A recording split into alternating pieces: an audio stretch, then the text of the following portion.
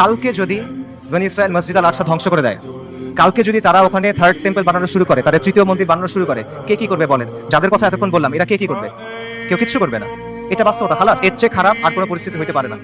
কাজেই এই অবস্থায় এই প্রশ্নের উত্তরটা আমাদের কাছে স্পষ্ট হওয়া দরকার যে আল কুদসের মুক্তি কোন পথে, এবং এই প্রশ্নের উত্তর কঠিন না।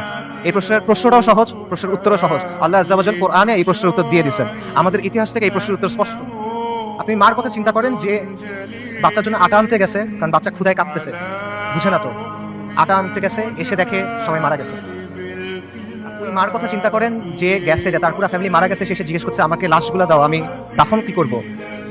তাকে 3টা পলিথিন দিছে, কারণ ডেড বডি নাই, ছিন্ন বিচ্ছিন্ন হয়ে গেছে সব, 3টা পলিথিন দিছে।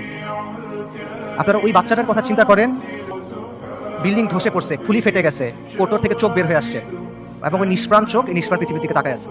এদের কষ্টের কথা চিন্তা করেন। এই কষ্ট শুধু তাদের, কষ্ট আমাদের না। আমরা না এক উম্মাহ, এক দেহের মতো, এরকম না? আমাদের স্পষ্ট করে না ওই কষ্ট। এদের এই কষ্টটা কি আমাদের যে কষ্টটা হবে তার চেয়ে বেশি কষ্ট? আমাদের যে কষ্ট ওটা কি এর চেয়ে বেশি কষ্ট? যদি এটা বেশি কষ্ট মনে হয়, তাহলে আমি আরেকটা কষ্টের কথা বলি, এটা শোনেন। ওই দিনের কথা মনে করেন যেদিন আল্লাহর সামনে আপনাকে দাঁড়াতে হবে। ইযা দুক্কাতিল আরদু আরদান দাক্কান দাক্কা ওয়া জাআ রাব্বুক ওয়াল মালাকু সাফফান সাফফা ওয়া জিআ ইয়াওমাইযিন বিজাহান্নাম। পৃথিবী চূর্ণ বিচূর্ণ হয়ে যাবে, বালির মতো হয়ে যাবে।